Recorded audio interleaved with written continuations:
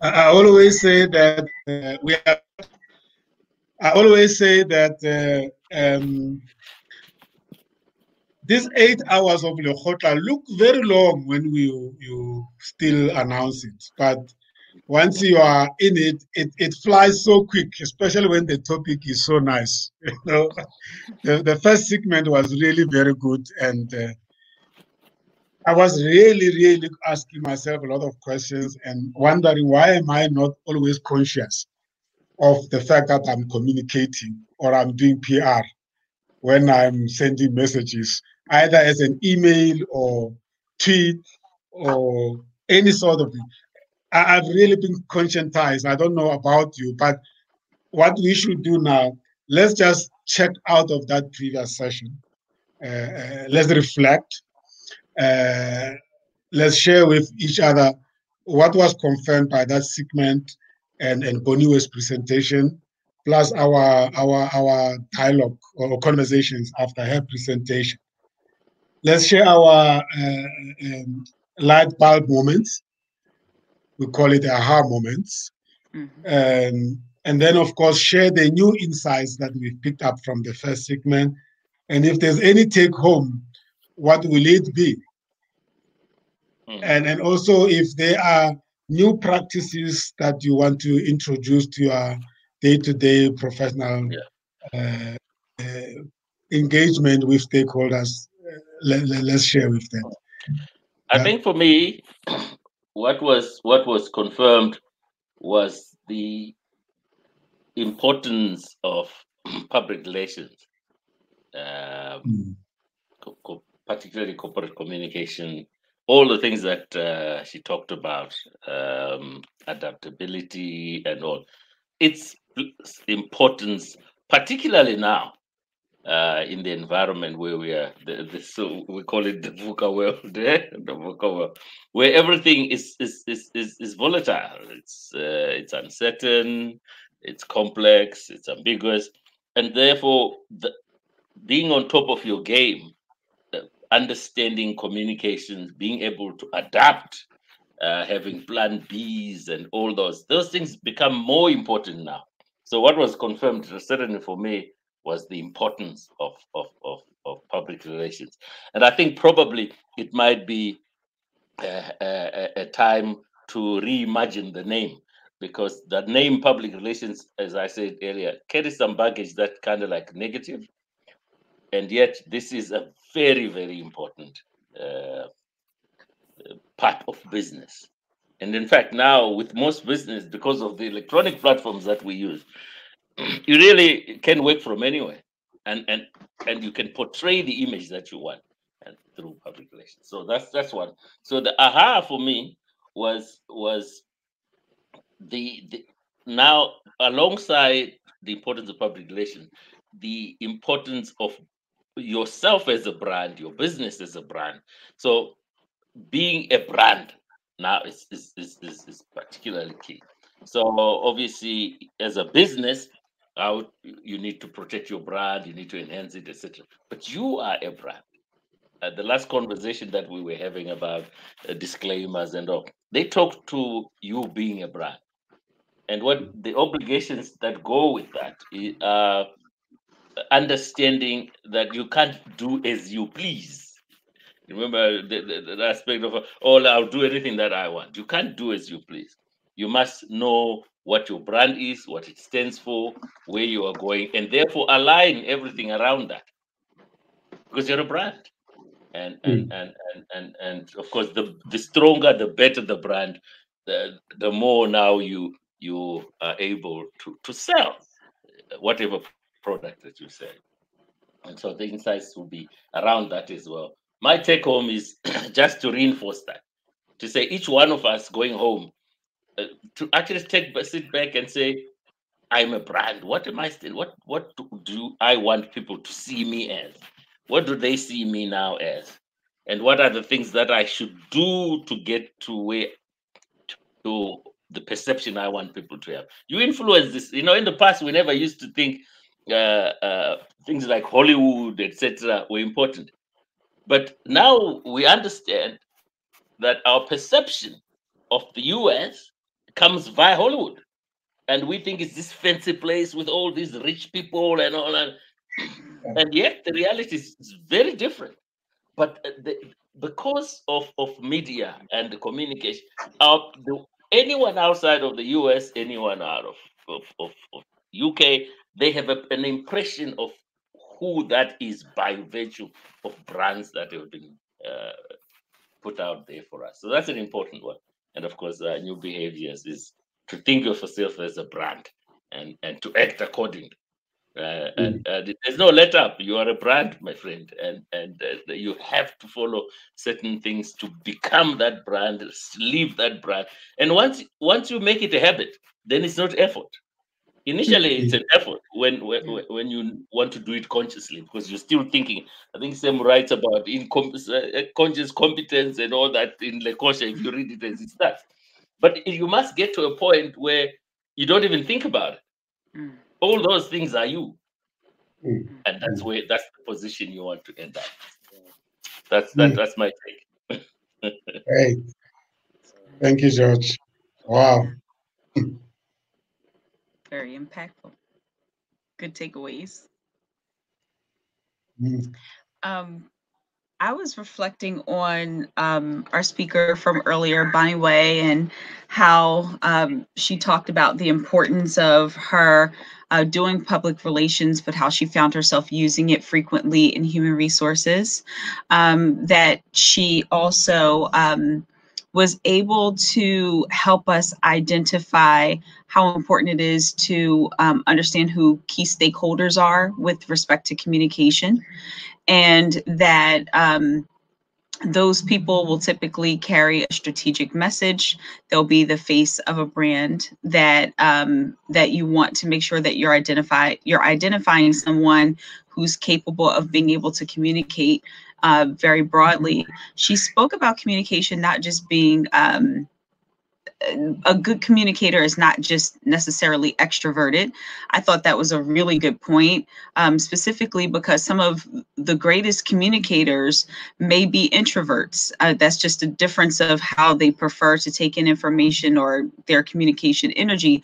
However, you don't necessarily, sometimes the perception is that one is extroverted and therefore they're a good communicator.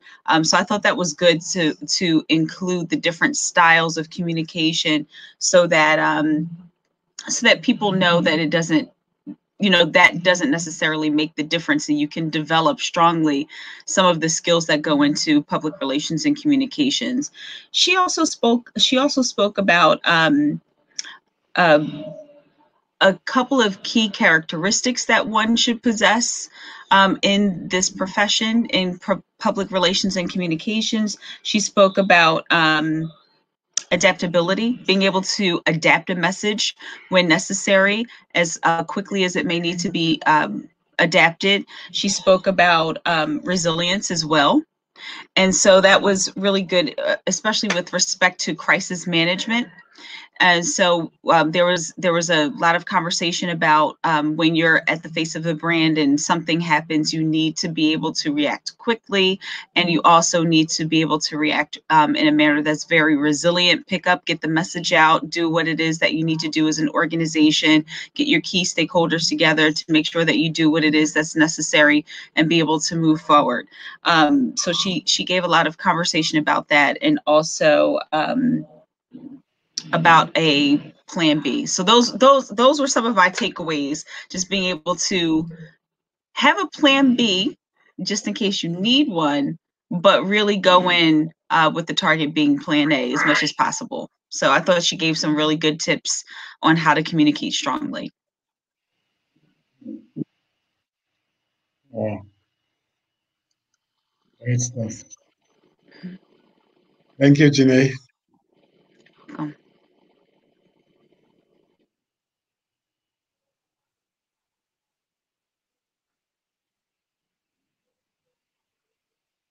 Well, I thought Brother Michael will come, but I just came a bit later when she actually was talking about Plan B and the importance, as Janae and George has alluded to that, importance of ensuring that you have the plan B. For me, I think maybe there might be plan C. Okay, so when all the plans, and I know that the people who are in this platform, the planning part, is the main key part that as of my side, I actually want to ensure that I focus on, because it determines how the success is going to be. So that's what, for me, I take on. And also what came out after the engagement after is the importance of branding, reputation, and also ensuring that as Brother Josh has said, that you are just not an individual, but you are a brand. But getting to understand that in the context of your roles and different functions is also very key, because one role and function can affect the other. So how do you, as an individual, you get capacitated and empowered? Because we need capacitation, and sometimes we actually, on the areas of our weaknesses, we don't focus on those areas. We think that we are capable. We think that we are capable when we actually need assistance. So for me, is to identifying those areas that I am not competent on, and allowing external support to help me in order to get that balance. Because I think as leaders, we always think that because you are good at one thing, you are actually good into the rest of the other things. No, which is not actually the case. So that's why actually mentoring and coaching is very important for us to, but we have to identify the areas where we need assistance, because we need, for example, in my case, I know that from now, what I would have to do is to ensure that as a brand, in the areas where I have gaps, I actually identify people from external to help me. So for my key point, or the action, is to improve in those areas, because we deal with stakeholders, we deal with a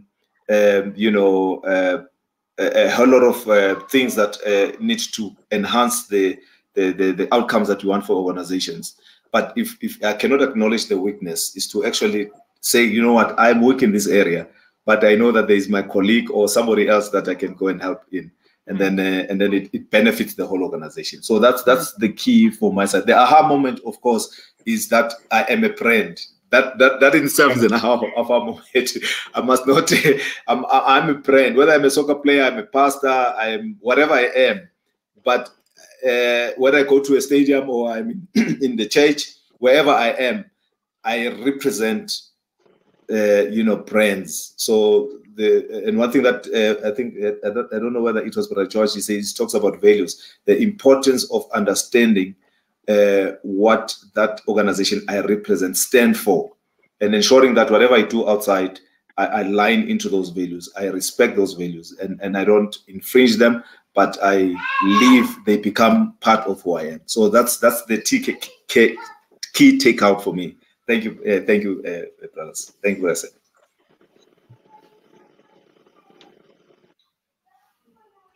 All right, thanks, brother Sydney.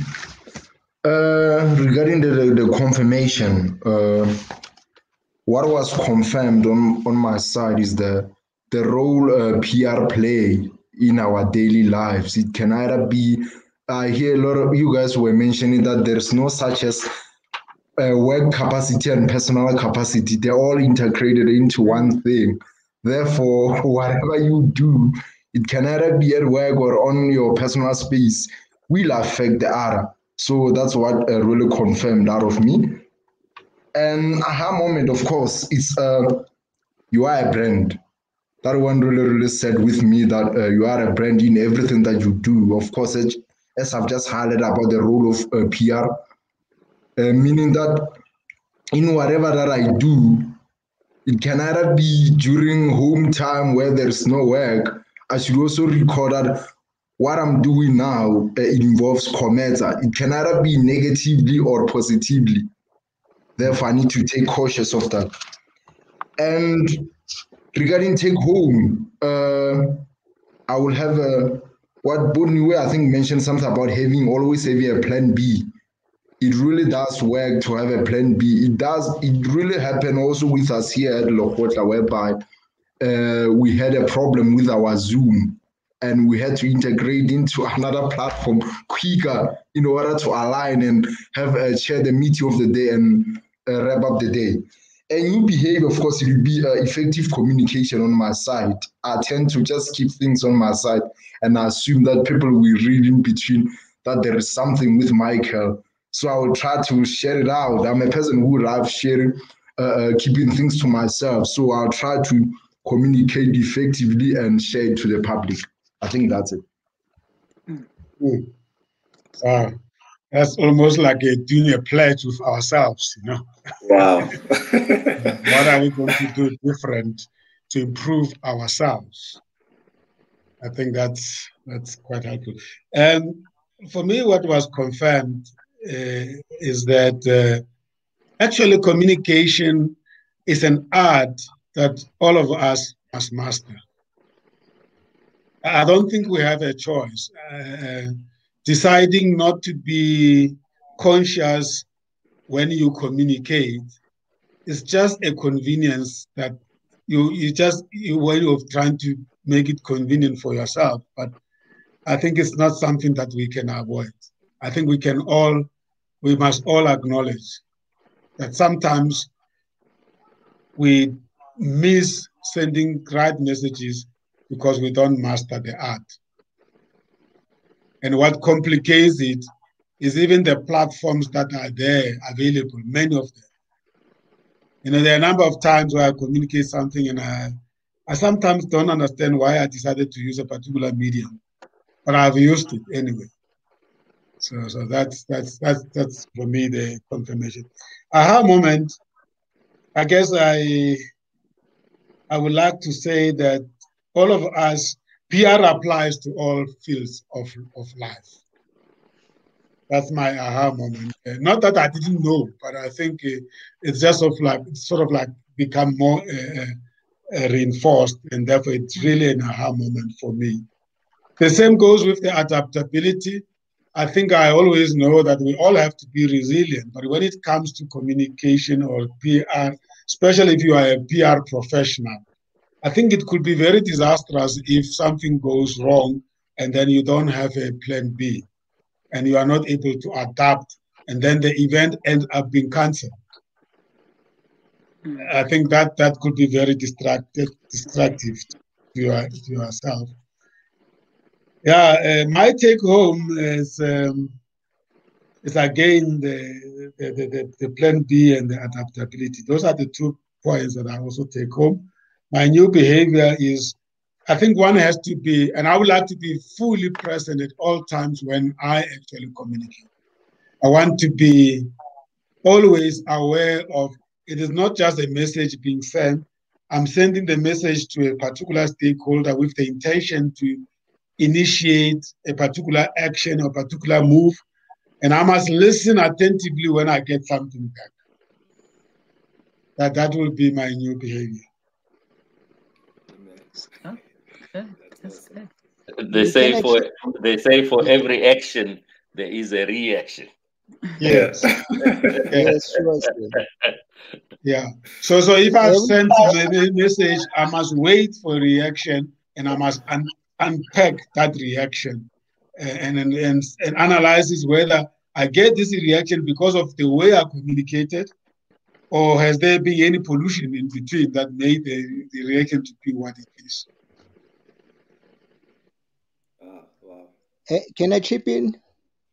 Oh yeah, you've been struggling to come back.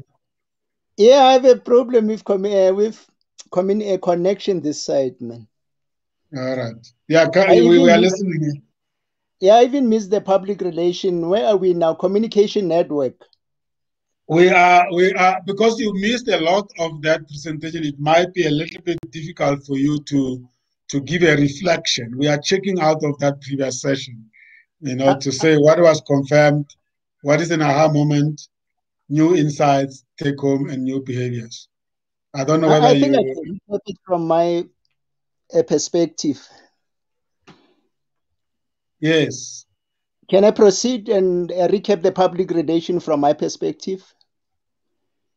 Yeah, as addressing those 5 points. I don't know how you're going to do it, but maybe let's allow you to maybe I thought I'll take it like public relation is a strategic communication process that builds a mutual benefit between organization and the public.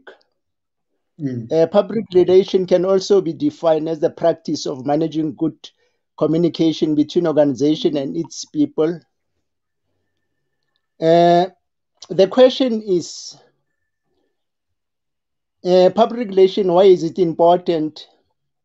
It is important because it creates a favorable image, a press release in writing and distribution, 3 media training.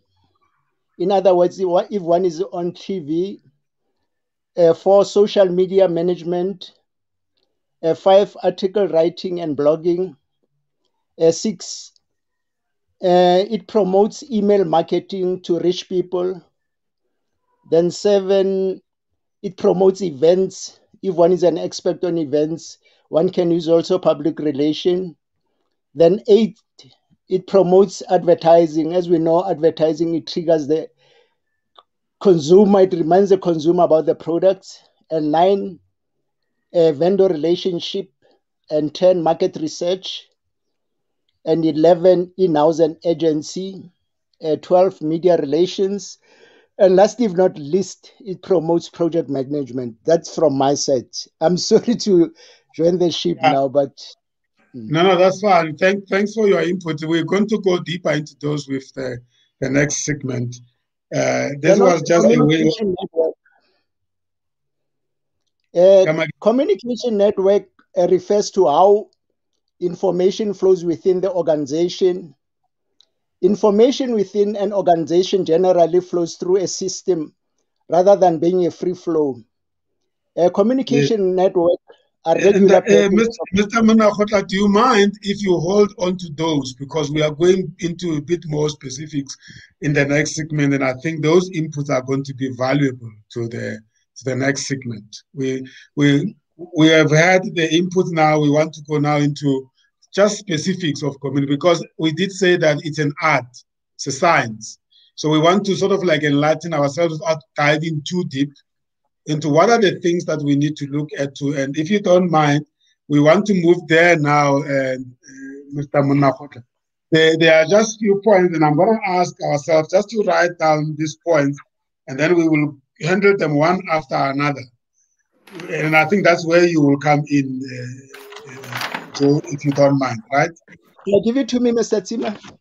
Yeah, I'm just saying to everybody, we're going to go into those details. Don't offload everything now. We want that when we are going to go into specific right now. We are all going to be active now, and thanks for having started that. I'm glad you have quite a lot to share, but I want to package it according to the subsections of our master class. Is that okay? Yeah, no, thanks so much, sir. All right. So I want us to spend some moments on these topics. Creating your communication strategy. Now, it doesn't matter for what purpose, and I'm sure we are going to have various inputs all ourselves. Basically, the starting point is you need to be thinking about it, and therefore it must start with your strategy of communication for whatever purpose you are using the communication, either for you as a person or for your business or for your organization. If you were to create a communication strategy, what will you look at? And I'm glad there are some of us here who have probably worked with this, and it's good to just bring those things up, because we take it for granted that everybody knows this. Now, the purpose of us communicating here is not to make assumptions, it's to really state things. So somebody who's hired as want to study communication must know that it's not just talking. There's going to be an expectation that you know how to put together a communication strategy. Otherwise, they won't hire you. Yeah. So we're going to spend time on that. The second point is we want to talk about the messaging. the messaging, knowing your message. Yeah, because we just communicate, but what type of messages and how will you really know the message? Take a back seat and say, what is the message? How do I package it? And I think Boniwe touched on that as well, right? And then the third point is, the next point is, how do we identify the audience? Yeah, identifying the audience. And then the next point is the culture, understanding the culture within which communication is taking place. What do we mean by that? What are we talking about when we say, look at the culture, yeah, of communication? Now, something very interesting, which is the next point, which I think many of us are overwhelmed by, the multiplicity of channels available to us. So what sort of channels do you think will carry your strategy, will be used to communicate, to apply your strategy? And I think, include our technology platforms there. And how will you, which platform will you use for what type of communication? And then there's also understanding where you are as a person and an organization. If you are a multinational organization, will it be the same as you are a local organization or a regional organization or an NGO, a public sector or a private sector? Because we don't want to overkill, but we also don't want to underserve our circumstances. And then, of course, in your strategy, identifying where you want to go with this, whatever it is that your communication, and how will you go about planning to get there where you are going. I think that is the first segment I would like us to just open a dialogue around those things, and those who have experience, take us through those pointers, and let's have a conversation. Boniwe is going to be joining us from 1 o'clock, so I look forward to her continued contribution as well. Let's open the floor. There's no order of talk. Anyone can just come up and address those issues, because, yeah. Well, I wanted to start off with a very kind of obvious thing, and that is what we mean by the word strategy, because that's simple. So what I really did was to just go in and say, what is a strategy? It's defined as a plan of action, yes, designed to achieve a long-term or overall aim. So it's a plan of action designed to achieve a long-term or overall aim. So that's your strategy. So if you're thinking of achieving something tomorrow, that tends to be more tactics as opposed to a strategy. Okay, I thought that's a good starting point. Then we can go. So if my boss says to me, Sam, you're a communication chief, can you come up with a communication strategy? What are they asking from me? They say, give us a long-term plan to achieve whatever it is that we want. So if you're a sports person, you want to enhance the image or whatever of your organization, then it's a strategy to achieve that. But what it means, the strategy, is that you must know your end game. Okay. You must know where you want to go. That's the start. So you start with the end in mind. This is what we want to achieve, folks. What do we do to achieve that? Then you play with the pieces. But if you don't know where you're going, it's rather hard to get the strategy going. Does that mean that that end goal must be defined first then? Because now here's an exco saying, come up with a communication strategy. And you are saying, guys, we must first start with the end in mind. So are you suggesting that therefore there must be agreement of the end in mind as a first thing, or what? Yes, there must be an overall aim. what are we aiming at? Through the communication strategy. Yes. So, but is the communication strategy, if I'm not in a big communication company, but I'm in a motor manufacturing company, but I need a communication strategy, what is that about? What is it? What is it to do? What? Whatever you then choose to do. So for instance, let's say your overall aim is to improve your relationship with government. Let's say that's your overall aim. You then sit down and say, how do we improve our relationship with the government? How best do we do it? Then you go into the whole thing, which ministry is important to us, who are the players there, what, but your aim is to improve your relationship with government. So you define that as you start. And then you have a strategy to follow to achieve that. Because that's important. Yes, George, thanks very much. Michael, you wanted to come in there. Yes, I think you were asking about if a company, I think it's a motor or something company that wants you to come with a strategy of communication.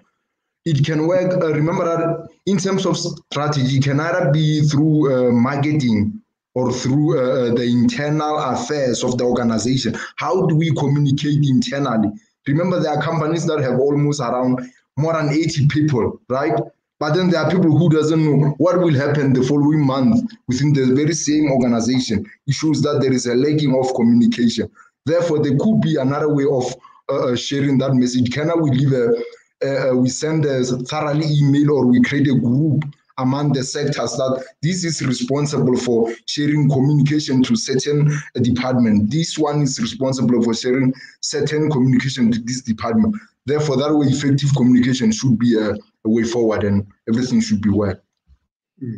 I like what George has said, that you start with the end in mind. So that is why it makes me get my feet stuck there, because you know, the CEO says to me, come with a communication strategy. Now, my question to the CEO is, to achieve what? And George says, you start with the end in mind. Now, I might be the head of communications department. I'm fascinated about communication. I just want to achieve communication.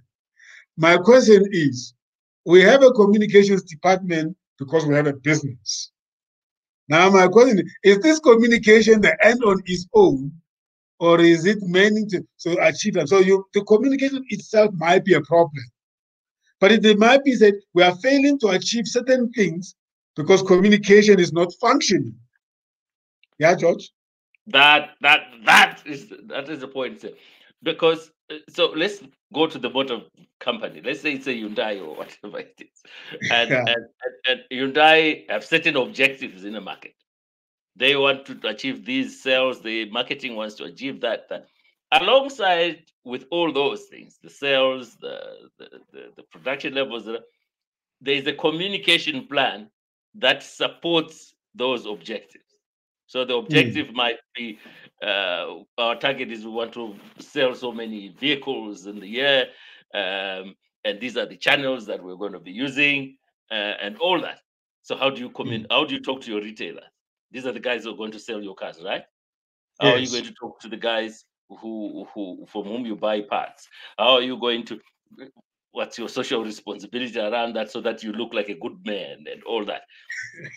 So in that, so your strategy is you have already an end in mind. This is our end. Then your role is to say, how do we play around with this to ensure that we achieve this objective, which the CEO has said. So the CEO walks in and says, Sam, this is what I want to achieve. Now you go out and develop a communication plan around it. But you don't walk into the CEO's office and say, CEO, I have a communication plan. And he says, to achieve what?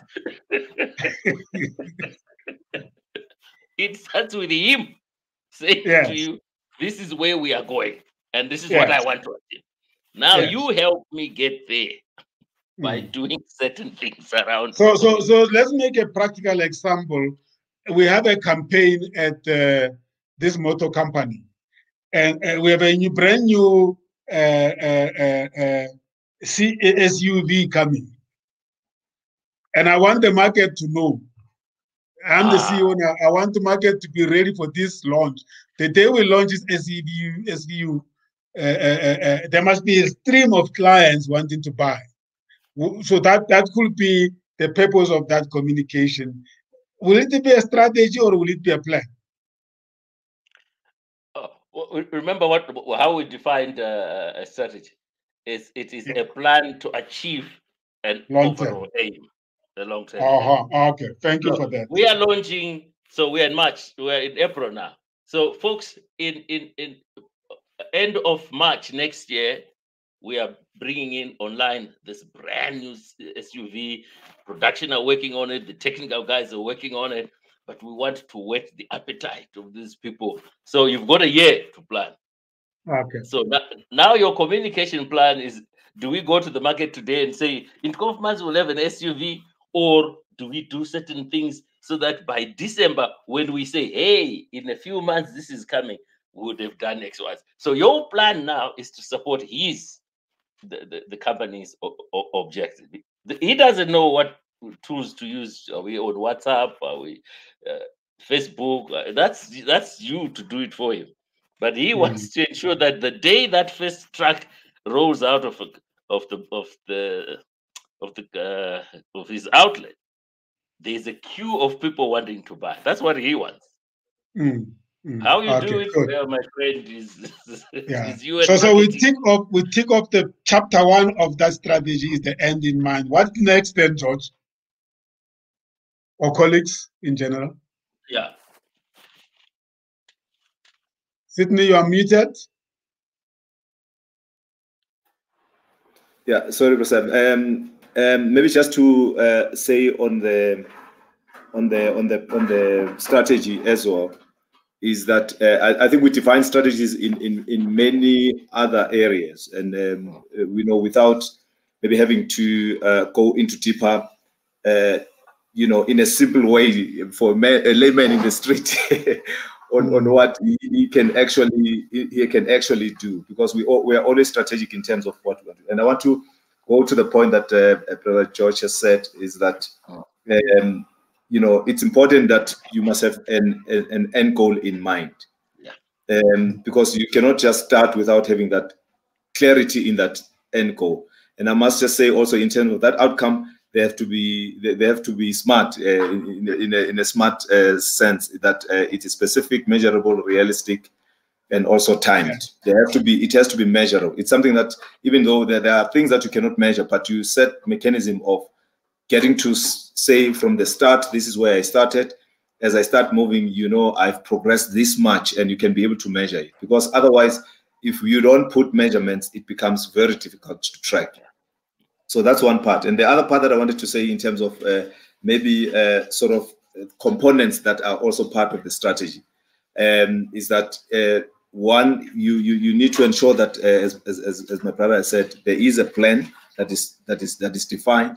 Who is going to do what by when, and that plan must be very specific. Who is going to do what by when, and then and secondly, because we talk about a product or a service, we have to actually know what product and what service are we giving to the market and who that market is. So we need to establish a new way on how we can reach to our market. That's the second part around. I'm still just talking around the strategy. And the third part that I believe that is also important is to how in that strategy you build. It must talk to how do you identify those stakeholders and how do you build relationships, which actually links to the topic that we spoke about PR,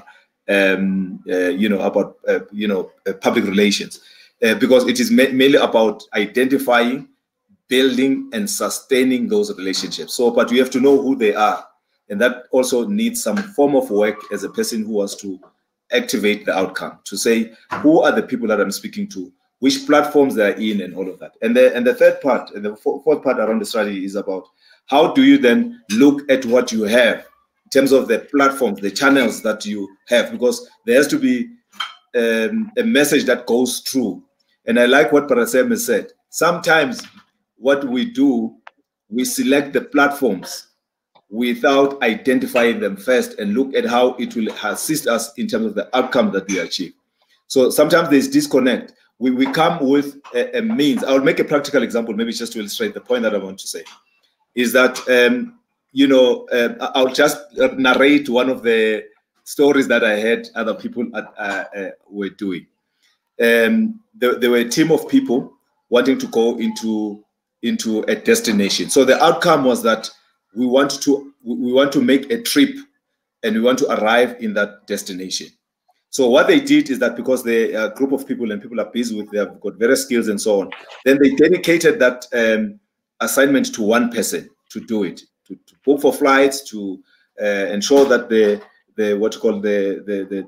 nitty-gritties in the plan. So at the end of the day, everything was set up, but there is one thing that was a mistake in the plan.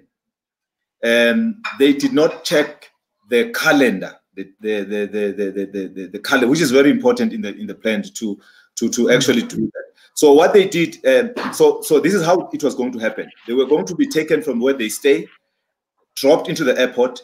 From the airport, they get into that destination, and from that destination, then they had to take a cruise. Now, and then leave to that destination. That means the project is complete. They arrived at the place. But what they did not think about as a team was that it was the timing part. So they dedicated one task to one person, believing because the person in life loves to do that, or just book flights for us and so on. When they were landing at the airport, somebody, when he checked the schedule, he realized that, hey, did you see the schedule? What did they say? But they said, but the cruise is leaving in 10 minutes and we're not going to make it. No one picked it up. They were already in the destination, but they were not going to make it. Why? Because they failed to meet the time. So that outcome was crushed. So I think also what is important in the strategy is the which is what I was saying, the engagement of the different people and getting their input in shaping what needs to be done, so that they become fully involved. So those are the things that I can say are the critical. How do we choose the platform? You don't choose the platform before you see how it is going to help the outcome. So when you pick the platform, you already know what outcome is going to achieve. So, and that needs also some form of deliberation as we engage in the planning. I will stop there from here. Thank you, Brother Sydney. Any other inputs or reflections on what Sydney has just said?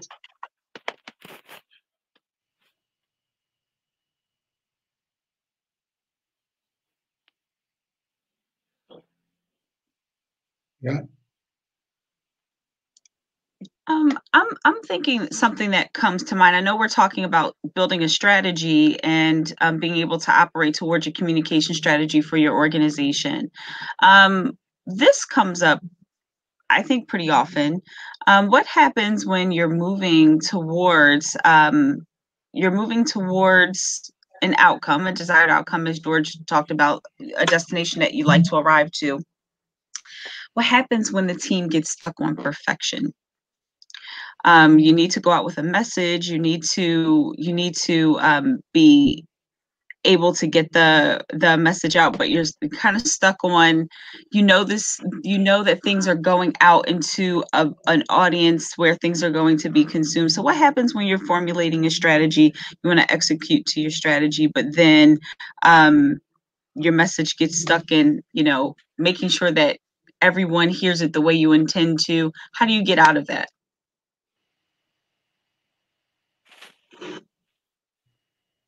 Hire Okay, PR specialist. I can never go. I'm really talking from my experience. I think it's perfect clarity of your goal. What exactly do you want to achieve? Because once you know exactly what it is you achieve, the actual message will follow that. Knowing fully well that in the process, you can never get anything 100%, and that's the nature of life. You have a goal. You want to target certain messages to achieve that goal, and what you can do is the best effort that you can. So if you have a team of 4 people, who are deliberating on the messages. So I told Sam that at some stage I was I was leading a team that was rebranding an organization. And so we created messages. And so Janae is the one who leads that about creating the message. She has 3 people that she works with, or she's got an agency she works with, where she has the final say. Now, it might be at the end of it, after all is said and done, 2 years later, it turns out the her message wasn't as great as the one that was offered by the next guy. That doesn't matter. At the time, Janae had to make a call. And she made a call to say, this is the message that we're going to run with. And you go. So you will never have a guarantee that says, this message is the one that will turn the world over. No. You make a call based on what you have and say, we're going now. And go. And so I think the answer to that is that I don't think you will ever have the perfect message. You will have a message that you know should achieve your goal. And it might turn out to be the perfect, or it might turn out to be less than perfect. But you can never sit down and say, we have it now, because only time gives you an answer to that. And the only time you know that we got the wrong message is when now the affected people, internal and external, start jumping and say, but where is this coming from? What is this? What is this? I've had the organization winning the best company to work for prize, and the staff members of that company will say, but when was this survey done? I'm confused. Because I've never been asked to make inputs. Now, and we are sitting at the event where the CEO is about to receive this award of being the best company to work for. And everybody says that all these companies are participating in this best company to work for, have participated in a survey where all the employees were asked to make input. So we're getting input from the company. Meanwhile, what the company did, they selected a few employees to complete the form. And now you're getting a message of you are a winner, but actually it's been contested. So I think that takes us to the next point of this strategy, saying, knowing the message. What does knowing the message mean? How do we go around making sure that you know the message? Because when the message comes out, it's rejected. That means probably you didn't think seriously about it. Welcome back, Boniwe. We are holding a master class, and your inputs are also coming through. We don't want to talk about at the high level. We want to talk about if you are a PR person, you are charged with the responsibility of putting together a plan or a strategy. And some of the components we want to talk about is George mentioned that the starting point is the end in mind. And if you are asked by the EXCO or the CEO to come up with a strategy, the first question you need to ask the CEO is, what do we want to achieve? So we've dealt with that. We agree that there must be agreement on the end state. But now, Brother Sidney spoke about the platform that we are going to use are very important. And now we are saying that there's one component of the strategy that we need to talk about is you need to know the message. Did you say before you choose the platform, Brother Sidney, or did you say you choose the platform first before you formulate the message? I can't remember. What did you say, Brother Sidney? No, I was just saying the circumstances, they actually differ. Sometimes you find the platforms that are there, then you have to work out on how they can, achieve the results. But in the case where you're starting from a clean slate, before you even choose the platform, you have to, have a reason why you choose the platform and how it takes you to the path of achieving the outcome. For example, I'll make it a practical example. When for example, I want to go to Durban, the reason for me going to Durban, maybe I want to explore the environment. So I may actually take the flight, but I cannot achieve the outcome because I can arrive faster, but missing it. But what I'm saying is that you can take a train, even it is slowly, but it will allow you to actually see the things that you've said from the beginning that you want to see. So it's not actually about just achieving the outcome. It's also paying attention on how you achieve the outcome. So the effectiveness and the efficiency on traveling that journey and achieving everything that you said you will achieve in that journey, based on the channel, on the platform that you have chosen. Because sometimes the channels that we choose, they limit us in terms of achieving the best of what you can do, because we have not thought about them. So the thinking around before you choose is important. That's what I was basing those discussions around. Yeah. Let's simplify it this way. Can we come up with the components of a communication strategy? I'm a communication person. I don't know what to do, and I'm watching this conversation. Can you give me the components that we're going to make the strategy? The first one, I guess, is that, what did you call it, your end state, or the? Can we just talk about that? Can we list them, and then we can discuss them in one by one?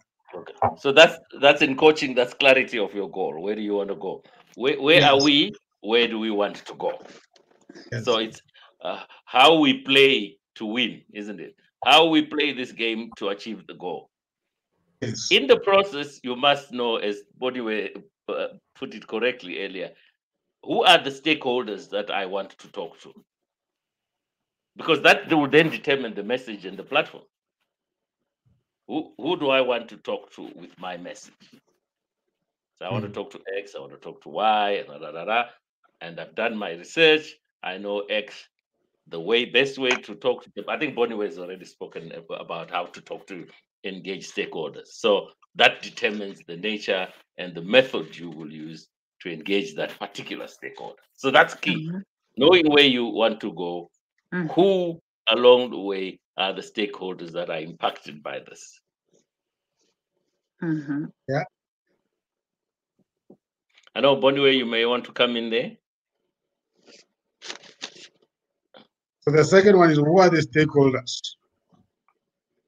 It's one of the things that you have to look at, isn't it? In any study, to say, who am I talking to? I've been asked to go and talk. I know my goal, but in the process to achieve that, who are the people who are my stakeholders in there? And they aren't always the same, right? Stakeholders aren't always the same depending on who the message is intended to be for. So let's say you work in a hospital setting and you need to communicate a message to customers about a new payment system. That's going to be a different set of stakeholders who help drive that message than the head of the nursing team, for instance. So I guess you would have to identify what the nature of the message is and what the intention is and who needs to hear it and how they need to hear it in order to determine who the stakeholders are. And I say that because sometimes based on influence, stakeholders are selected maybe at an executive level or a senior leader level because they have influence, and that's great. You do want to choose people who have influence to help carry a message if they can get high engagement around a message, but then sometimes they don't have the same expertise or connection within the right areas to make the message land on whom you need it to land with. So it seems like, it's important to really be intentional in identifying who the key stakeholders are and why they would be important to your communication message. And in fact, a good communication person actually not only identifies the stakeholders, they live the life of the stakeholder. You must understand what they read, right? Where do they play? What do they eat? What are their habits? Because that's where you determine. So Sam, for instance, will put his material on LinkedIn. Why? Because he's identified the guy he wants to influence with his messages. He doesn't go and look for Drum magazine and talks there. No, he's got a specific, because he understands his end goal. And that influences the platforms, everything.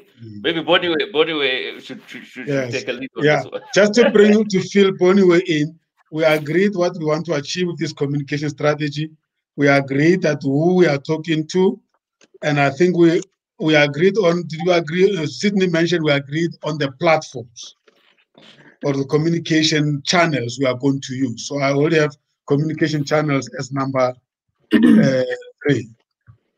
And then we also agreed on the type of the message we are going to send, right? The messaging, right, George? Well, yeah, the type of messaging is influenced by the type of stakeholder and all the things around the stakeholder, his culture, his beliefs, his values. Once you have drilled that and you fully understand, then you know how to communicate with them. But that it won't.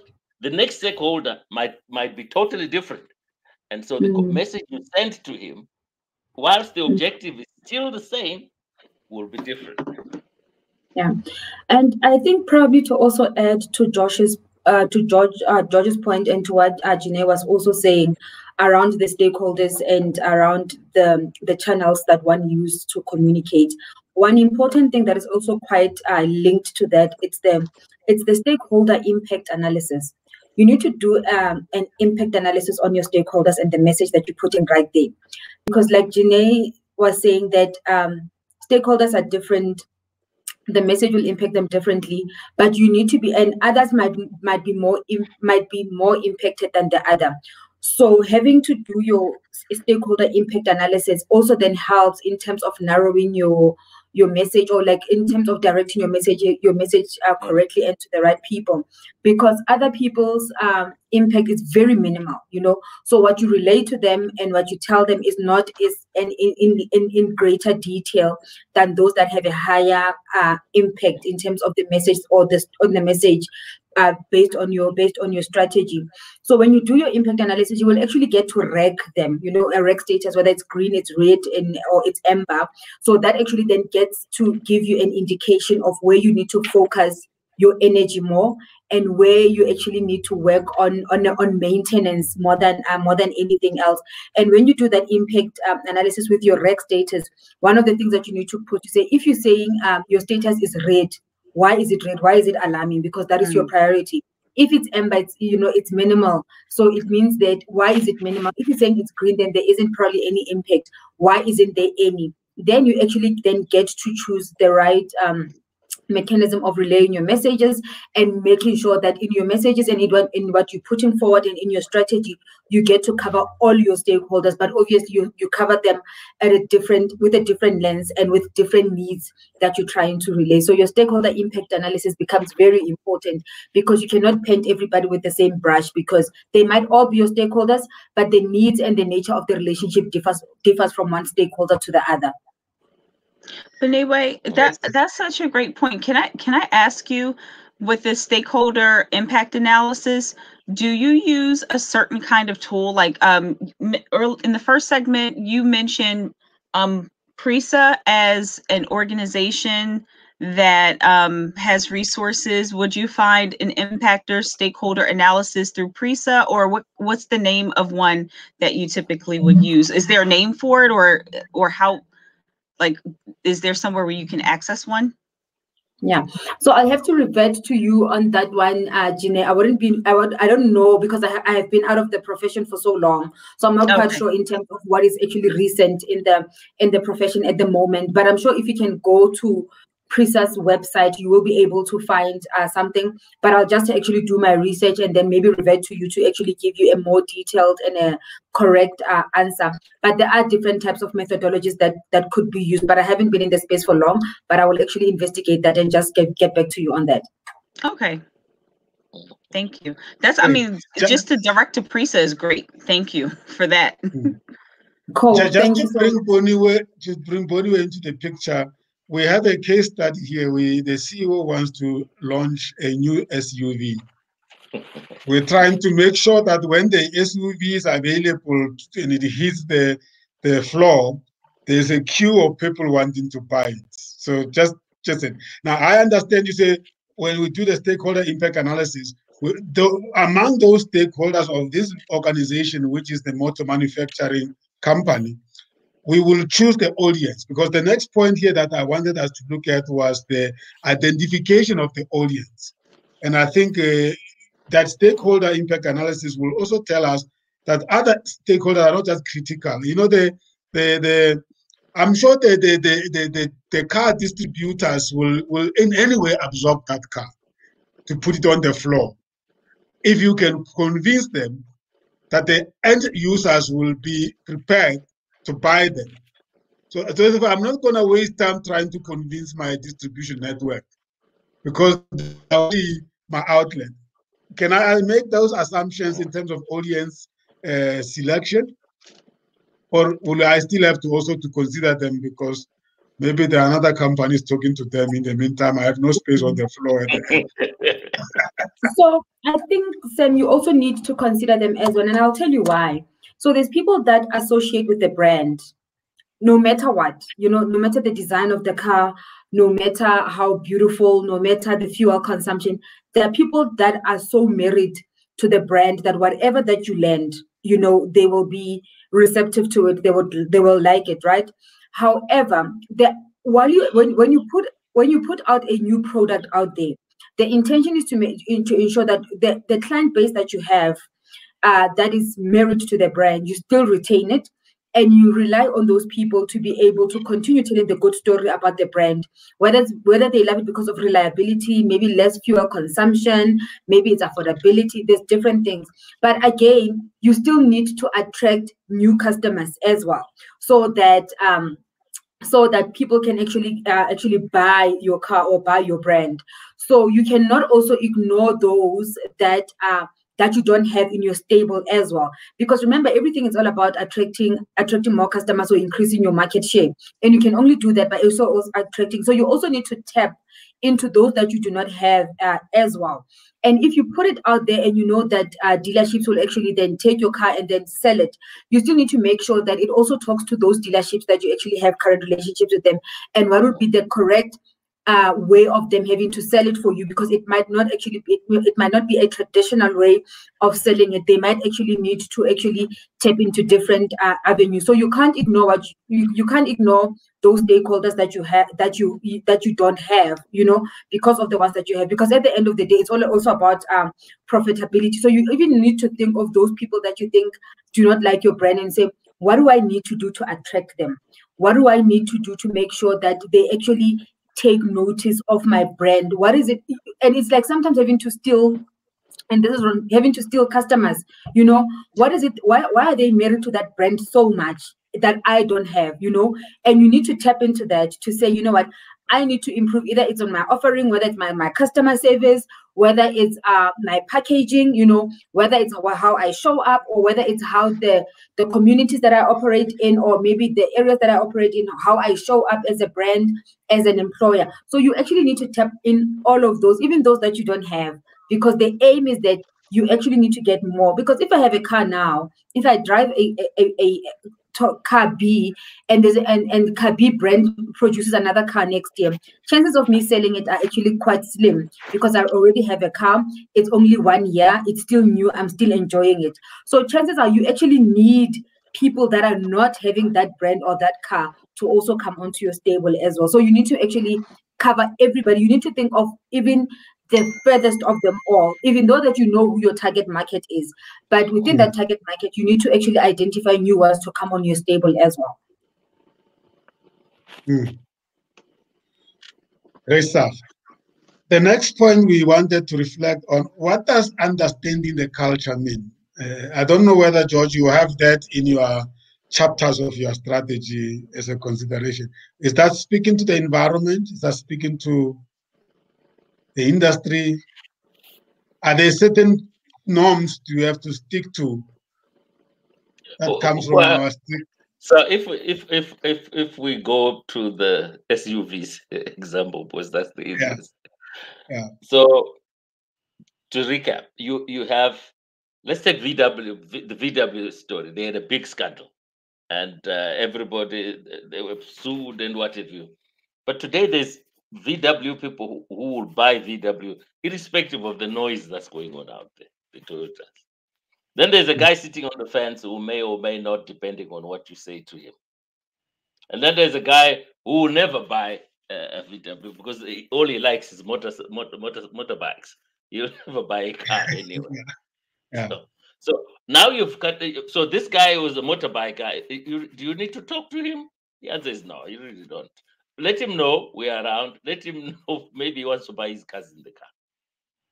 So having categorized that, now you're saying in this this group of people that we want to target, what are their habits?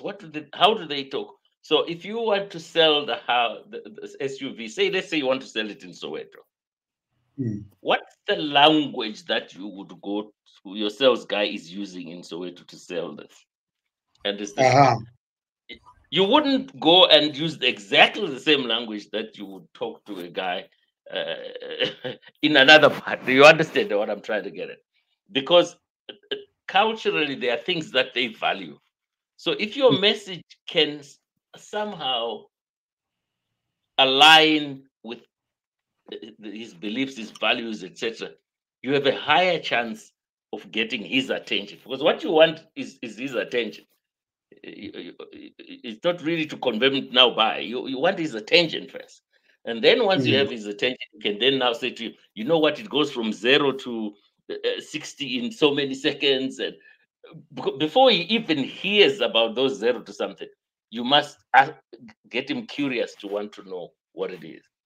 So that is where understanding your stakeholder comes in. So what are the things how do you attract them? So that gets into a bit more detail. But so understanding the culture is important, because if you're marketing to right across to Nigeria, Mozambique, and there's language that you can't use in certain messages because of the destination of your message. And there's language you can use here. And the best campaigns are people who have really studied the markets they want to go to, and they've understood how the message should be packaged in that area. That is why global companies have struggled sometimes, because they will churn out a message in New York and send it right across and expect that the guy in Soweto and the guy in Mumbai interpret the thing exactly the same. No, that's not going to happen. So is this going to be featured in your strategy? I suppose that's more detail. In your strategy, you would have understand the culture. Isn't that what you say? Let's understand where the destinations we are going to. Then the detail of what all those are now part of detail, really, isn't it? In identity, your big strategy identifies the stakeholders and all that. I don't know, anyway, the amount of detail you would have at top level. No, I think you've captured it quite well, George, because some of the details will not really be in your strategy itself or in your strategy document, but obviously you need to do the groundwork in terms of understanding. That will actually then inform how your strategy it's actually crafted. So you don't have to have those finer details, but you need to know them. You need to have them somewhere as a working document behind the actual document, so that you know what you reference into. So you actually need that, but it will not show up. But what you put there as your strategy, in terms of your purpose, in terms of your vision, in terms of how you get your results, and all of that will be informed by that level of detail that you would have gathered during that process. Where is your communication strategy vis-a-vis the corporate strategy? Is it a subset, or is it how do you normally look at it? So you would look at it interdependently. So you would actually have your actual corporate strategy or your business strategy. That's what you have. But your business strategy has sub-segments into it. And then communications becomes a leg, marketing becomes a leg, human resources becomes a leg, finance becomes a leg. But what they have as part of their sub-strategy then builds up to your ultimate corporate strategy. So you won't go showing all of these legs, but what you ultimately have, it has the sub legs under it, and each and every function will actually then have its own strategy that talks to the ultimate strategy that the business has to achieve. Okay. Remember in the interview that we had with Adisa, there was a little portion I asked about strategy. Let me just read quickly what part of their strategy was in 2020. They said, our customers are navigating change at an unprecedented pace, and we intend to inspire new possibilities for them by helping transform their infrastructure, expand applications and analytics, address their security needs, and empower their teams. So that's the big one. That's it. Now, your communication strategy sits under that. It must help the business to meet this.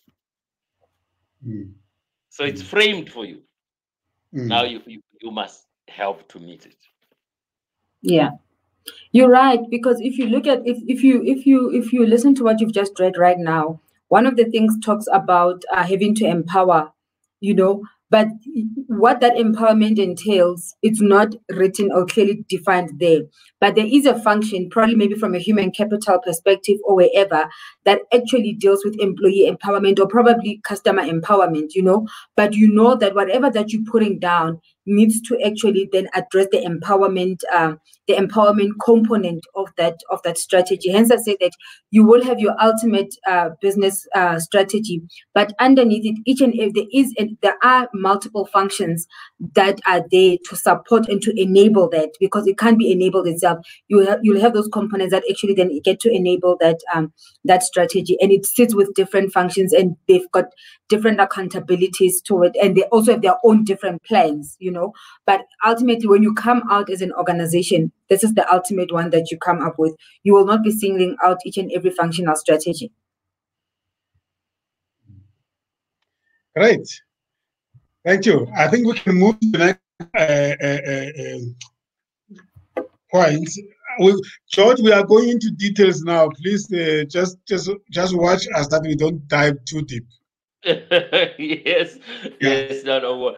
Although I wanted to make a good point around the communication function in the organization, will kind of must have a helicopter view of what everyone else is doing, so that you are then able to send out that communications around it. So you're helping production with messages. You're helping these technical people with messages. You're helping. So you necessarily must actually be able to see and say, wait, what is everyone else doing? And so that I'm able to communicate the whole piece to out there. And to your point, George, that is important, because that communications layer needs to be able to connect the dots, right? It needs to connect the dots, because you can't look at one function's communication over the other. You need to actually be in a position where you're able to filter and you're able to separate different types of communication, and also making sure that there isn't a communication overlap, that there's this one that's happening and then this one clouds over this one, and people then end up forgetting the other one. So with that overall view that you would have in a communications, then you need to actually be able to structure that communication well, to say all the layers, they actually get the required communication platforms, their messages are equally distributed, right? But you need to be in a position of having to influence and direct in terms of the channel to be used to communicate, the timing of it to be communicated. You can't be communicating 3 different projects at the same time, because it means I will only look at that and I'll forget the other 2, and the other 2 will not get the same exposure or will not get the same attention as the other. So by having that holistic view, it puts you in a better position as a communications practitioner to say, this is what I think we need to direct. If we communicate this first, this will actually come second, and this will actually come third. And when this comes third, the other would have actually been building blocks, and people can actually make sense and follow in terms of what you're trying to build. Because sometimes people do make a mistake of having to communicate everything at any time, but there is no synergies, and there needs to be a synergies. There need to be synergies in your messages, and there needs to be they need to sync. So because you remember, it's only one organization and one strategy, right? So it mustn't look fragmented in the eyes of those that are outside the organization, and that talks to what George is talking about.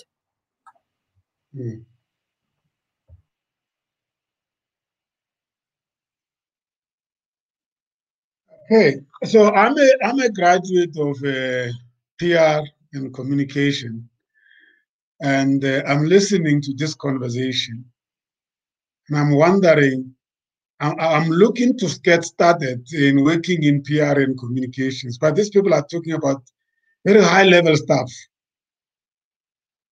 But the reality is that before we can talk about the strategy, there is a communications department. I want us to look into, when I enter into that department, what am I likely to do as a beginner in a communications department? Because, I mean, that's how actually careers are developed, you know. So this conversation that we've had cannot help somebody who wants to start a career in PR. It's going to scare them because they don't see anything that they've studied in their course that is there. That's why I like how George started. Let's talk about strategy in general, and then we'll come. So, but now, can we dive down to say, if you're going to make a career in PR and communication, you're arriving for the first time, what are the likely things that you will be doing to fill this profession? In other ways, those guys that the CEO doesn't even get to see. He only sees their product delivered through the head of the PR department. And, can we talk about that a little bit? Yes, and then maybe I'll take that, and my colleagues could actually also give a step at it. I think like any other job and like any other entry-level job, the most important thing is for you as an individual to be curious and to be willing to learn. You must get into a work environment wearing a learning hat more than anything else, because what you learn in class and how you apply it in practice or in corporate are two different things. They are worlds apart. So first of all, you need to be curious. You need to want to learn more. And some of the things that you're going to be doing, which is sometimes where, as university students or graduates, they get a system shock when they get into corporate, because I studied public relations management. I'm going to get there and I'm going to be a public relations manager or a public relations practitioner. You're going to start at the rock bottom. You're going to start from scratch, right? You will do things that are very, other people can consider as probably being tedious. You will do admin. You will actually be doing like following up, sending invitations, following up on RSVPs, wrapping gifts, for example, packaging, wrapping gifts and writing name tags, having to go to one department to the other, having to drop off those newsletters, So when you're looking at it, you'll look at it as if like it's not meaningful. But those are the building blocks for someone that's in an entry-level position. You need to learn. You need to learn. You need to be curious. You need to be asking questions. That's another thing. It is important to ask questions. Why are we doing this? Why is it done like this? So that you are able to connect the practice and the practice and the theory. You're not going to get there in day one and they say, please put up a PR strategy together, or please put up a press release for us. Sometimes they will ask you to write stuff, and half of the stuff that you're going to write, they're not even going to use it. Or your stuff is going to be used, but they're not going to acknowledge it to you. Or it's going to be used, but it's going to be amended, And I think this is one thing that as an entry-level person into corporate, you need to make peace with, because that's how we learn, that's how we learn. And then the level of participation that you have and the learnings that you acquire, it actually then enables you then to move to next levels, into next steps, and get invited into meetings, into forums, and sometimes put your hand up. Oh, you're doing this. Can I do it? I think I know. You get it wrong, but someone will fix it and we'll move along, and then you actually get to take the learnings. So it's all about being curious and understanding that you will do the job that no one else wants to do. At a practitioner level or at a manager level or at an exco level, you'll do everything else that no one actually wants. It will be you going there to the printer and printing, posting letters, shredding documents, filing. All those things belong to you as an entry-level public relations or a communications person. But that's how we get to learn and get to move. So we must steer away from saying, I will get into that space and then I will hit the ground running as a PR manager, putting together strategies, putting together plans, because each and every organization, they've got their own methodologies, they've got their own procedures that you still need to familiarize yourself with. You still need to learn the language. You still need to learn the lay of the land. in a nutshell, it's about cementing yourself and understanding the lay of the land more than anything else. So we are saying, Sister Bongi, we are saying don't get too excited. You are going to be sending invitations. I just want to simplify it. You are going to be sending invitations. You are going to be putting together attendance register. You are going to be welcoming people at the events. You are going to be carrying banners and putting banners together. I'm talking about the task side before we talk about the value side. The importance side, because sometimes we mix the two. They make me carry banner, but that banner is important because it's a brand, and it must be carried, must be put there. You are going to be putting database of people. Yeah, you are going to be. So I want us to list it, and then some people take those things and they call them event management within that department. Speech writers or press releases. That is probably, and I think the large number of people in the PR department are there. And then you have maybe 2 top people that really manage that troop. I've seen a very frustrated executive PR person. I said, what is wrong? He said, no, I had to fold my arms and I had to come and do things that cutting name tags and everything. I said, why? He says, because the rest of us is really that's what they do. I'm just a head, but when is the event happening? Is the CEO is going to announce the results? I get down to doing the menial work. I think that's such an important point. It's good to have this conversation about before the strategy to list the tasks and the operations part of the role. And it typically seems to, like Boniwe said, it seems to follow the assistant, and then something like a coordinator, and then something more like maybe it's a specialist or something like that, and then it goes into maybe a manager role. I think it's also important to highlight that you may cover stories like what you have behind you, Coach Sam, probably things like that being made and step and repeats being made and going to different events and making sure that all of those logistics are coordinated before. But also, you mentioned something, Coach Sam, about you just said, whether or not there are specific people doing things. And Boniwe, maybe you want to talk a little bit about this too, but, I liken it almost to HR. You know how like in smaller HR companies, you may have a generalist that span most of the operations pieces of HR. I would think PR is something similar. And then for really big organizations, it's segmented out. You may have a compensation person in HR. You may have a benefits person, someone handling each component. I would suppose it's something similar with public relations that you may find in larger companies that the roles may be more segmented, but in smaller companies, you may do more of a generalist kind of role where you're touching all aspects of it. Yeah. On top of what Boniwe has said, all the small things like proofreading the newsletter. You are the one who comes in over the weekend to read, and then when the boss comes in on Monday, you are saying to him, yes, I've read it over again. Are there no spelling mistakes in there? That's when you start. And you also wrapping packets and gifts.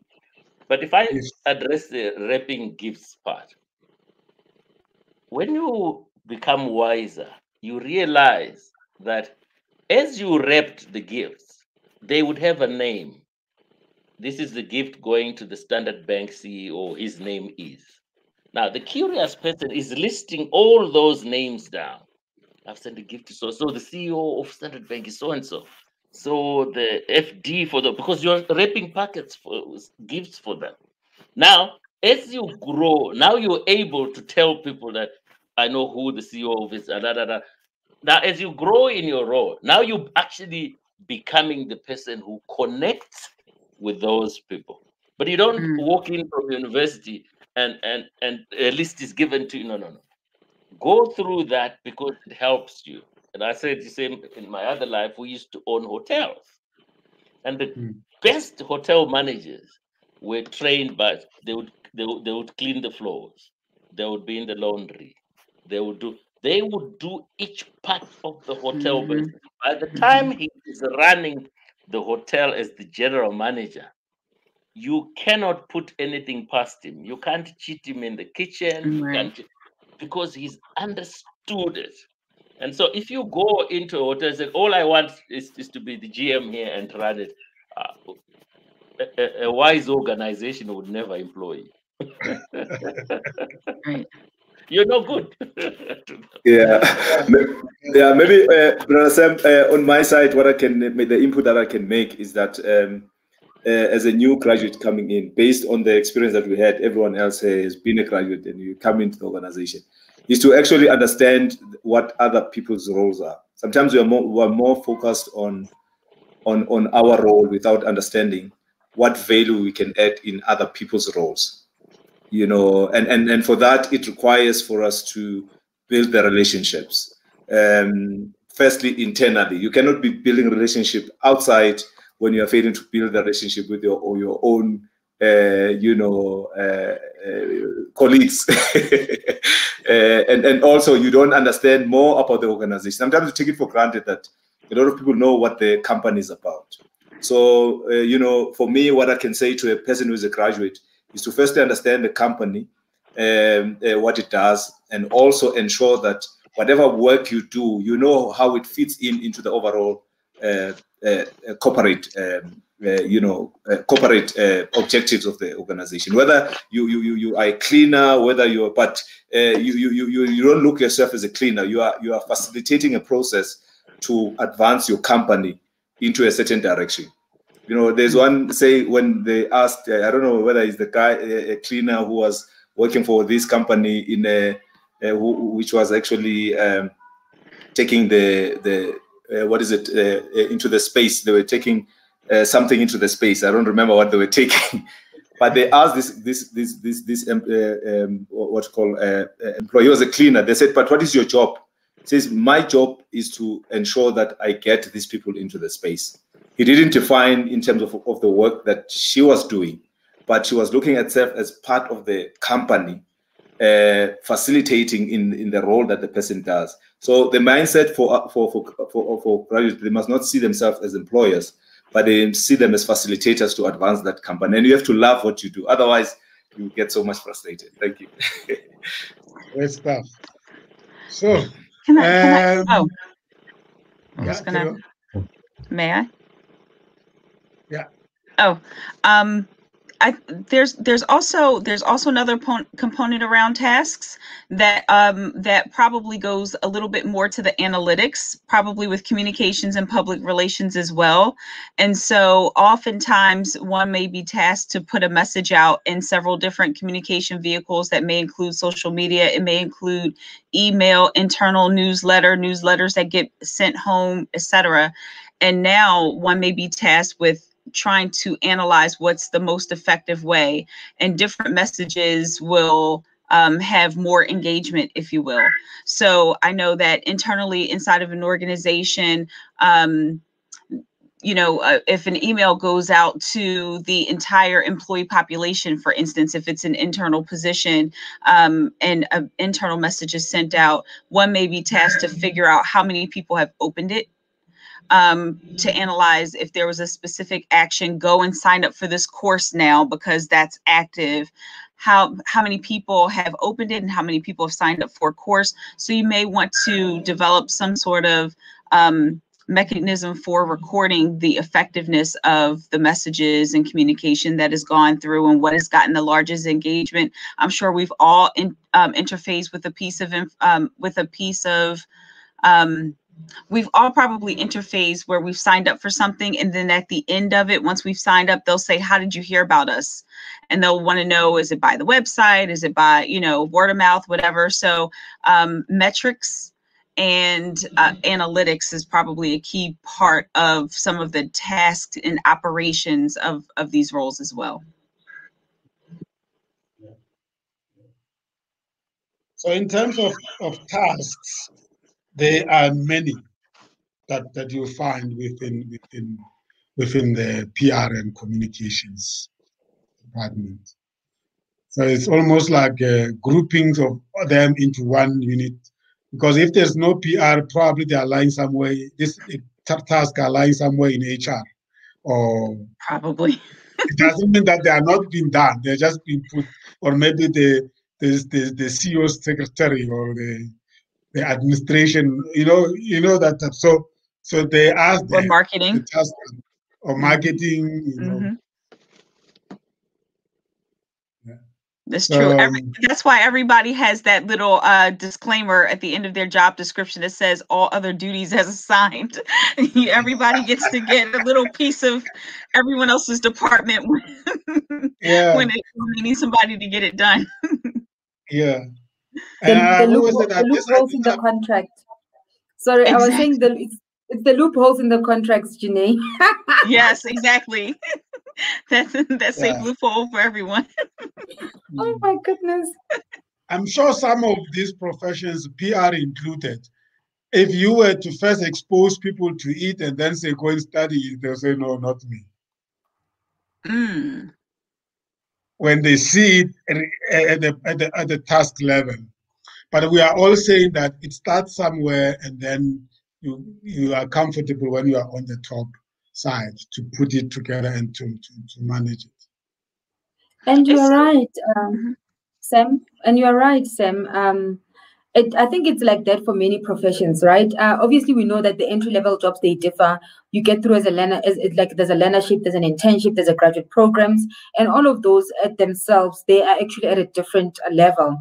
The level of exposure a graduate will get versus a learner, it's so vast, and it's somehow close to your middle management type of thing. So it differs depending on the level that you get in. But even if it's at that graduate level, every profession, you actually have to start somewhere. You actually have to learn something that a textbook never taught you at school. So you can never step in and say, oh no, I know it all, I've learned it all, I've graduated cum laude and this is it. Believe you me, there is always a starting point, irrespective of what level that you get into, and there will always be those tasks that you think like, I never thought I'll do this, but you find yourself doing those. So I think it's like that across any professional, any profession at whatever level. And it is because when you make mistakes at that level, they are not costly. The business doesn't lose money. If we put you at the top position right off and you make mistakes, those are expensive mistakes. Right. So, make them down there. Yeah, great stuff. So we are left with the last part of today's LEKGOTLA. But before we take a break and then come for the last part, or second last part, I want us to check out of this conversation. I think it was aiding nicely to Boniwe's presentation. So we started putting glory to this profession, and then we end up with talking reality, which I think is helpful for someone who wants to make a career in PR. We don't want to send wrong messages that it's all beautiful. You come there and those things you work hard to get to where the profession takes you. So I think if we can just apply our mind and use the next 15 minutes or so, just to check out of it. What are we saying? What have you been saying?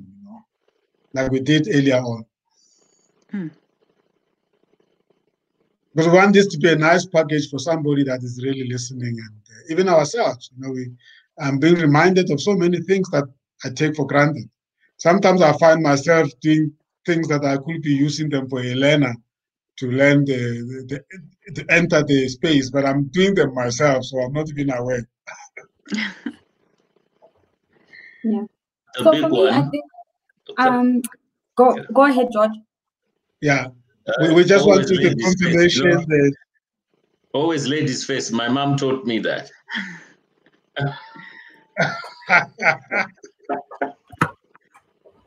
No, I think from my side, I think there's been great learnings, and it has actually been kind of like a revision session. I haven't been in that space for very long, and to think that I studied public relations, but I only spent like almost a year and a bit in it. But I think today's conversation for me was actually quite eye-opening and just a reminder, you know, in terms of what is out there, and a reminder to say that whatever that I have learned or I learned in the past, you know, was not in vain. You know, I use the learnings, and some of the learnings I use actually unaware. But today it's a reflection to say no learning is wasted for me. I think that's my take out more than anything else. And I think for me, it's just the learnings and that I've also taken out of the session from everybody in this platform as well. I think the questions were very thought provoking. The sharing of experiences, our various understanding of different concepts, you know, have actually been eye opening. So I actually probably take out of this or leave this segment of the session also enriched in my knowledge as well, and just to go back and, you know, just also refresh my understanding and also engage with the profession again. So thank you for that, colleagues. I think if it was not for you, I wouldn't be where I am sitting right now. Beautiful. And thank you very much for your contribution. We really enjoyed it.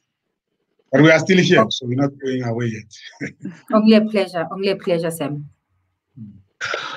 All right. So for me, it was that a plan or action designed to achieve a long-term and overall aim.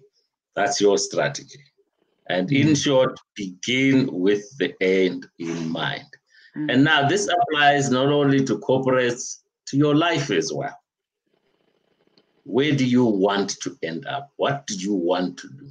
And therefore, what are the things you will do to build up to what you want to do? So whilst we talk about companies, organizations, this applies to your life. Where do I want to be spiritually? Where do I want to be with my family? Where do I want to be with my finances? And then you begin with that end in mind and work backwards. Now I'm talking like a coach now, but it's so important. Yeah, and then I think the big takeaway for me at the end is the point we dwelt on in the last, that long-term success in life comes from an acceptance of humility on your way to the top. If you are not prepared to be humble, to be curious, to ask questions, to learn, then you are not getting to sit at the top. You might, but you won't be the ideal person. The ideal person is the curious person who's asked questions, who's able to be humble enough to learn from the cleaner and to learn from the CEO. Learn all that, and then you'll be not only good for your organization, but in your own life, you'll become a better person. Yeah. Great stuff. Thank you, George. You will always be a coach. You can take off that hat. Yeah, maybe for me, if I may come, Brother Sam, is that I think learning is progressive.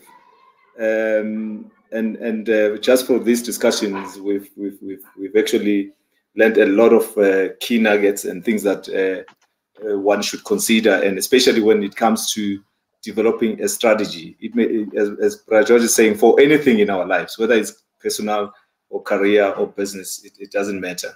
And one of the things that I take it as an aha moment that my sister Ms Boniwe has said is that to work your way up, you need to do the job that no one else is prepared to do, and because sometimes we want the fleshy stuff, the fleshy work and the lifestyle. So it's about just contributing positively to the organization and making sure that you are making a difference. That's what, for me, it comes out. And also from the discussion point of view, it's like understanding who your customer is, understanding your market, understanding who you are in that space, in that environment, the climate, and understanding what is your role, what contribution are you making into this bigger purpose. And you cannot achieve it alone. You need to actually work with the people around you and ask the relevant questions, and you're going to be successful. So that's it for me. Thanks. Thank you, Sydney. My reflections and checking out on this second portion have to do with how we spoke about the segmenting of the roles. I think it was really important to have some of what Boniwe and with George was talking about with formulating strategy at the top of the house positions and more senior lead positions, looking at what the strategy is, how you want to determine where you need to be, identifying stakeholders, doing a stakeholder analysis, finding organizations that will support you with resources that are related to communications and public relations is important and could be career enhancing. Whether you do it for a large organization or small organization, what the requirements of those roles will look like, how much more you take on, or how perhaps specialist in nature the roles will be. And if you are probably in entry level to mid-career, how you'll focus more on the operations and tasks, and that those are very meaningful. They're all career building. They will help you no matter where you land, whether this is within organization or you work for a small private organization or you have your own brand that you're representing, that you want to make sure that you do a great combination of all of these, and to pay attention to communication style. Building strong relationships was something that was really important that I heard, so that you can understand how to get information across to the right people and be networked with the right people to help you with your message and your branding. So I feel like there were a lot of great things that were shared that will help people understand what kind of capabilities or competencies they need to possess wherever they are in their different roles. And really early on, if I could just pull this back into the conversation from the first segment, Boniwe spoke about this and Michael also spoke about this. If you're studying in university and you are going through any courses, how relatable the courses can be in real time. You're learning the theory and then you're able to put it in practice almost right away. So it's so valuable if you could, really pay attention to what it is that you're learning and bringing into the organization. It makes your studies more rich. But I also think, and I wanted to add to that, it came up earlier in my mind, I wanted to add to that is, I think that leaders and clients also, I think they like to hear the richness of someone's perspective who's still in school. You are with other students, the material is fresh. If you bring in case studies or textbook information, if you're able to put it into some sort of practical means that could be utilized, I think that's also really important. So it's really reciprocal, that schooling of you getting real-time information and real-time practice with your theory, but also being able to bring in fresh new ideas and theory that you're learning about as well. So those were my takeaways from the session. All right. Thank you so much, Janae. Welcome. Yeah. Mike, you have any input or any feedback? Sorry. You probably came across this topic in your studies, yeah? Yes, definitely. I did come across it. But the key input that I would like to share with the new graduate is the only reliable way to go forward in terms of work environment is just have the right attitude. It's funny how somebody, let's for instance, somebody who manages the yard or cleans the office knows more much than the CEO of the company, and you are not aware of it because they've been with the organization for around 30 years to 40 years. But because you're not aware, you never engage with those kind of people. They can even add some few ideas to you or know more clients than you because they open gate for them. They give them tea and all stuff. Therefore, the great attitude, and also don't hide behind the qualification that I'm an MBA graduate. I should just hide and not engage with people who are more junior level. Therefore, the right attitude should be able to provide you with a way of uplifting yourself in a career way. Wow, I like that. Yeah, Beautiful stuff. Good observation, Mike. I think that's the best advice. Yeah. So energy. The whole universe is made of energy. So are we. We emit, I don't know the right way, we emit energy or transmit energy into the universe.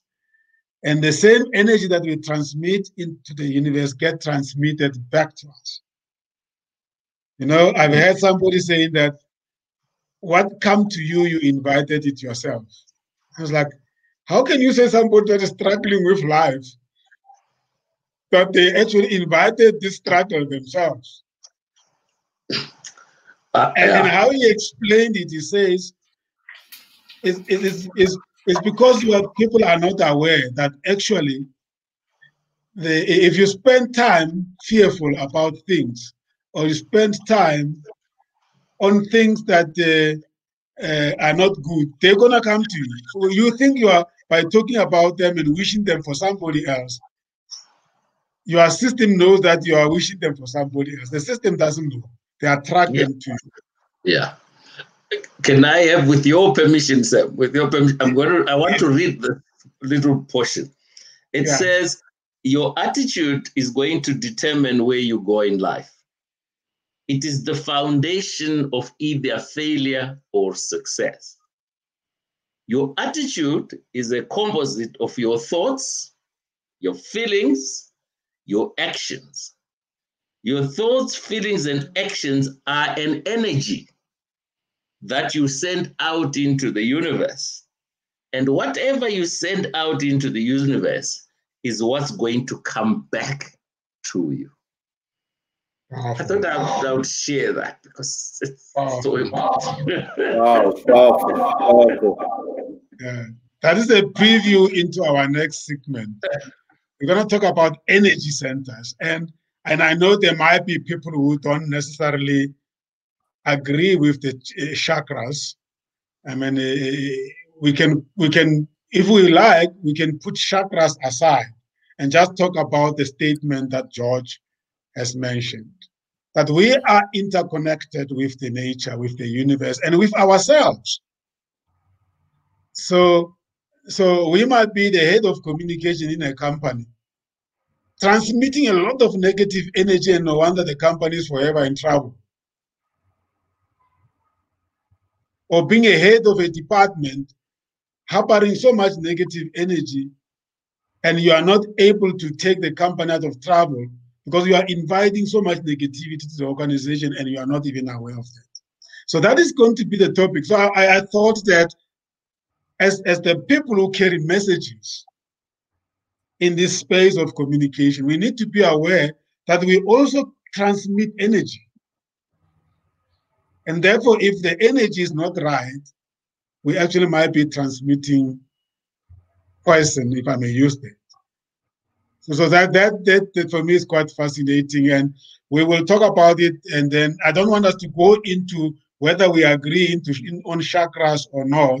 It is just one way of looking at the energy centers in your body. And in sports, we use different things to say, if your energy, you're positive, your attitude is right, you can win any game. But if you are fearful, before even you start the game, you actually can affect everybody around you. You say, hey, did you see that star of that opposite team? Hey, who's going to mark that guy? And then you make everybody become so fearful that actually the whole team just get paralyzed. The same happens in departments. When they give you tasks, they say you must finish in 1 week. You say, sure, guys, I don't know what this CEO has eaten, but we will try nevertheless. What have you just done? So that is the topic when we come back after 30 minutes. Yeah. The Bible says, as a man thinketh, so is he. Aha. Amen, my brother. Amen. Yeah. So the mind is very powerful. Great. Is 30 minutes okay, or is it too long? What are you happy with 30 minutes? So we'll be, or should we just is good. We must eat something now. Yes. Should we be back at 2:30 or 2:45? What do you suggest? Let's make it 2:30. 2:30 should be sufficient. So We that can we just can say end. 22 2:15. Well, let's have a halfway and say 22 because I need to Okay. eat for. Okay, great. To do 2:45.